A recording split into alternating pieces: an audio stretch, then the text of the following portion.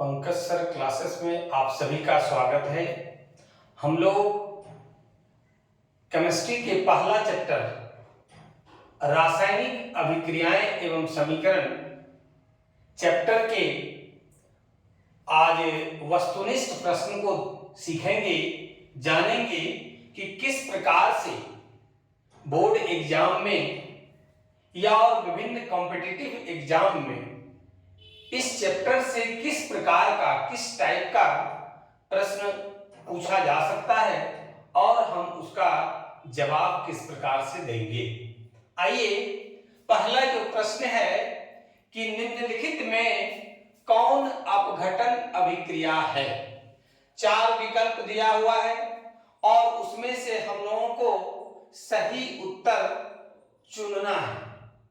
तो जो भी अभिक्रियाएं हैं या जो भी टॉपिक है इस चैप्टर में हम लोगों ने 13 वीडियो के माध्यम से हर एक टॉपिक का अध्ययन विस्तार पूर्वक किया।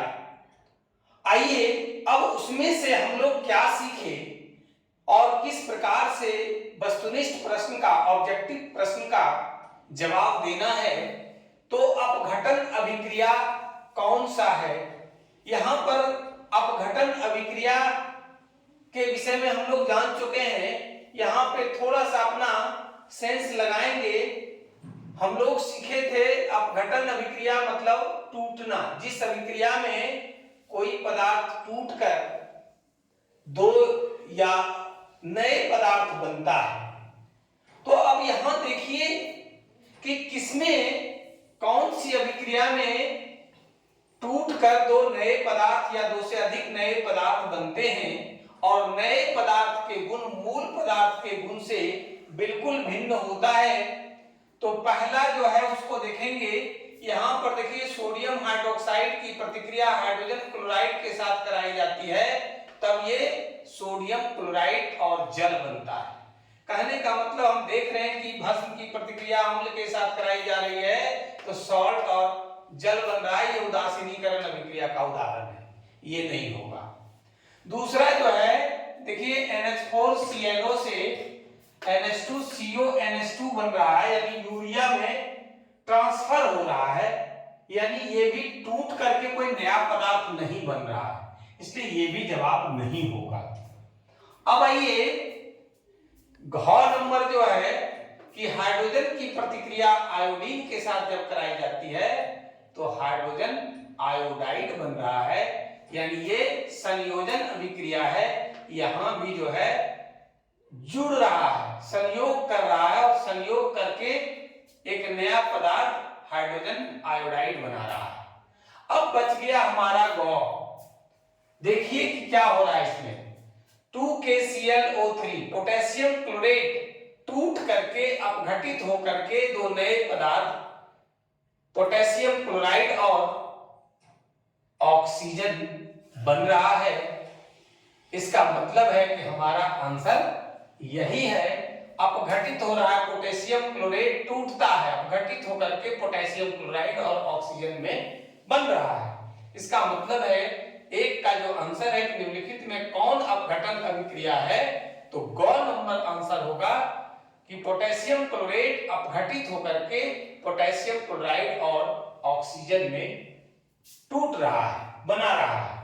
अब आइए दूसरा प्रश्न है कि निम्नलिखित में कौन विस्थापन अभिक्रिया है।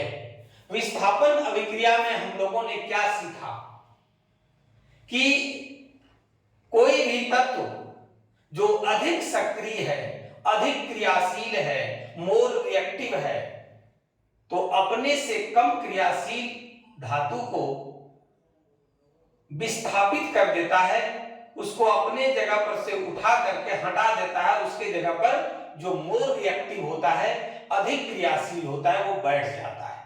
हम लोग विस्थापन अभिक्रिया में यही सीखा। तो अब आइए देखते हैं किस प्रकार की घटना कौन सा विकल्प में हो रहा है, जिसमें होगा वही हमारा आंसर होगा। अब यहां देखिए कैल्शियम ऑक्साइड और जल मिल करके कैल्शियम हाइड्रोक्साइड बना रहा है, CaOH2 बना रहा है। कहने का मतलब यहां जुड़ रहा है, ये संयोजन अभिक्रिया है, उसका उदाहरण है।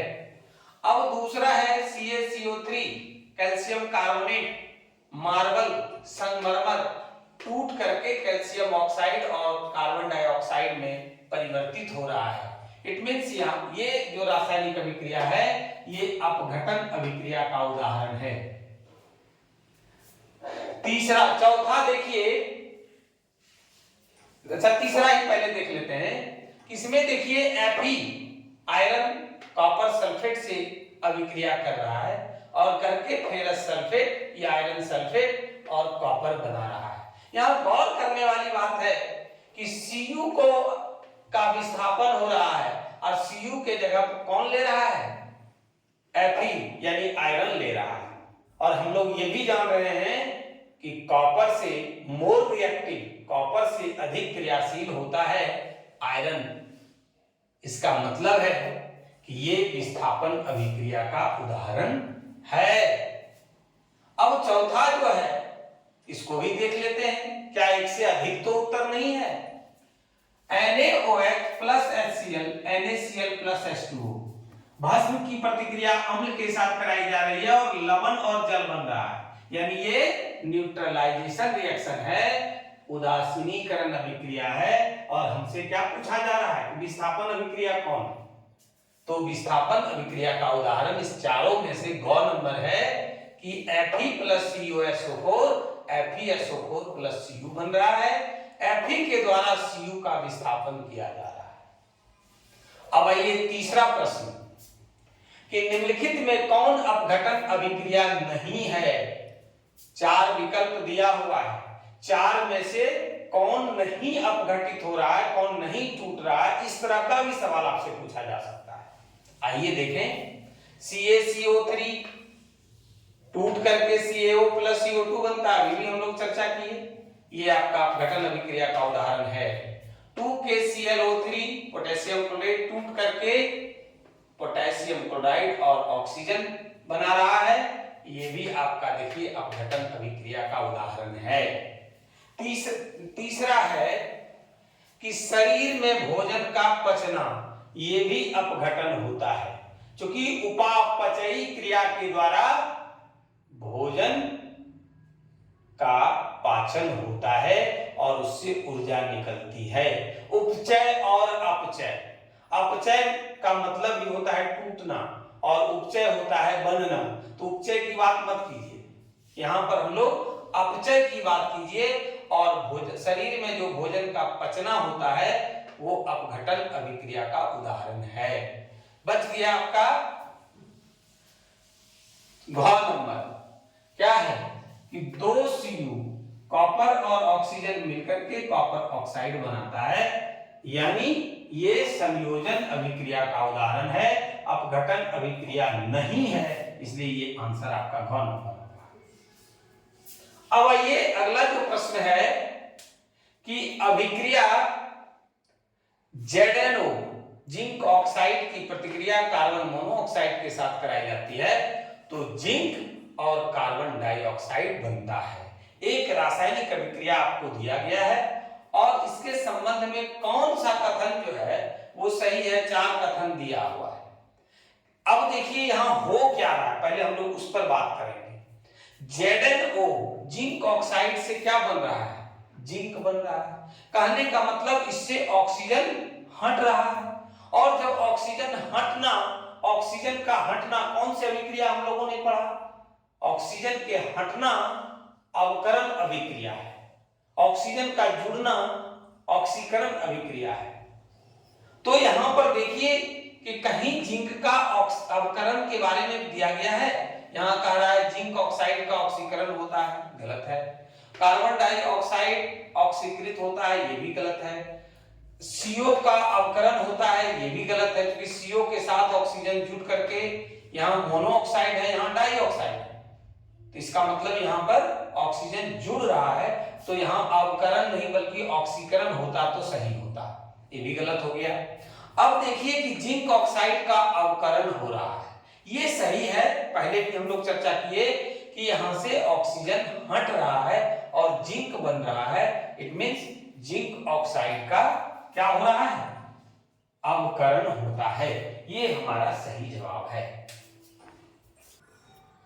अगला प्रश्न है कि निम्नलिखित में कौन दहन अभिक्रिया है। तो दहन हम लोग पढ़े हैं किसे कहते हैं, जो जलने पर उष्मा और प्रकाश उत्पन्न करता है। अब देखिए सब विकल्प में कि किसमें उष्मा और प्रकाश उत्पन्न होता है। अगर जल को आप खौलाते हैं उष्मा और प्रकाश नहीं उत्पन्न होता है। मोम का पिघलना यानी मोम ठोस अवस्था से द्रव अवस्था में है, यानी अवस्था परिवर्तन हो रहा है, ये दहन नहीं हो रहा है। अब है पेट्रोल का जलना, ये आपका दहन अभिक्रिया है, क्योंकि पेट्रोल एक ईंधन है और इससे ऊर्जा भी प्राप्त होती है, उष्मा भी प्राप्त होता है जलने पर, इसलिए पेट्रोल का जलना दहन अभिक्रिया का उदाहरण है। अगला है कि प्रकाश रासायनिक अभिक्रिया में क्या होता है, यानी वैसी रासायनिक अभिक्रिया जो प्रकाश की उपस्थिति में होता है, यानी प्रकाश की उपस्थिति में होता है तो वो प्रकाश का अवशोषण करता है, यानी आंसर आपका प्रकाश का अवशोषण होगा, प्रकाश का उत्सर्जन नहीं होता है, प्रकाश का अपघटन भी नहीं होता है, प्रकाश का अपघटन होता है। इस तरह से ये सब आपका विकल्प सही नहीं है। सही विकल्प होगा प्रकाश का अवशोषण होता है, क्योंकि ये लाइट के प्रेजेंस में, लाइट प्रकाश की उपस्थिति में ही ये रासायनिक क्रिया संभव है, यानी प्रकाश का अवशोषण के फलस्वरूप प्रकाश रासायनिक अभिक्रिया घटित होती है। अगला है रेडॉक्स अभिक्रिया में क्या होता है। रेडॉक्स अभिक्रिया कहते ही किसको है, वैसी रासायनिक अभिक्रिया जिसमें ऑक्सीकरण और अवकरण दोनों क्रिया साथ साथ होती है, रेडॉक्स अभिक्रिया या ऑक्सीकरण अवकरण अभिक्रिया कहलाती है। अब देखिए विकल्प में सिर्फ ऑक्सीकरण होता है नहीं, सिर्फ अवकरण होता है नहीं, ऑक्सीकरण और अवकरण दोनों होता है और साथ साथ होता है, इसलिए आपका जवाब होगा, इसका जवाब होगा ख नंबर। अब आगे आइए, हम लोगों ने पढ़ा है कि जिस न्यूनतम ताप पर कोई पदार्थ जलना प्रारंभ करता है उसे क्या कहते हैं, उसे ज्वलन ताप कहते हैं। कि जिस न्यूनतम ताप पर कोई पदार्थ जलना प्रारंभ करता है उसे ज्वलन ताप कहते हैं। द्रवनांक, क्वथनांक और क्रांतिक ताप ये अलग अलग है, यहां पर आंसर होगा ज्वलन ताप। अगला जो प्रश्न है कि खाना बनाने में प्रयुक्त द्रवीभूत पेट्रोलियम गैस का प्रमुख अवयव कौन सा है। तो हम लोग पढ़े हैं द्रवीभूत पेट्रोलियम गैस टॉपिक हम लोगों ने विस्तार पूर्वक पढ़ा और उसमें ये पढ़ा कि प्रोपेन, ब्यूटेन और एथेन मिल करके द्रवीभूत petroleum gas, liquefied petroleum gas LPG का निर्माण होता है, लेकिन उसका मुख्य अवयव ब्यूटेन है। उसका मुख्य अवयव क्या है, ब्यूटेन है। बहुत मोस्ट इंपॉर्टेंट क्वेश्चन है, याद रखिएगा। और अगला जो प्रश्न है कि रासायनिक अभिक्रिया के फलस्वरूप निम्नलिखित में किसमें कोई परिवर्तन नहीं होता है। तो आयतन में परिवर्तन होता है, भौतिक गुण, रासायनिक गुण में परिवर्तन होता है, सिर्फ आपका द्रव्यमान में कोई परिवर्तन नहीं होता है। इसलिए हम लोगों ने सीखा कोई भी रासायनिक अभिक्रिया, अगर जल बनाना है तो 2 ग्राम अगर आप हाइड्रोजन मिला रहे हैं, 16 ग्राम ऑक्सीजन मिला रहे हैं तो 18 ग्राम जल बनेगा। भले जल का गुण हाइड्रोजन के गुण और ऑक्सीजन के गुण से अलग होगा, लेकिन द्रव्यमान में कोई अंतर नहीं होगा। द्रव्यमान जितना हाइड्रोजन का 2 ग्राम, ऑक्सीजन का 16 ग्राम, दोनों का योग यानी 18 ग्राम जल बनेगा। इसलिए रासायनिक अभिक्रिया के फलस्वरूप द्रव्यमान में कोई परिवर्तन नहीं होता है। अगर आज का वीडियो आप लोग को अच्छा लगे तो लाइक और शेयर जरूर करें। जो लोग चैनल को अब तक सब्सक्राइब नहीं किए हैं, चैनल को सब्सक्राइब करें आज के क्लास में बस इतना ही। धन्यवाद।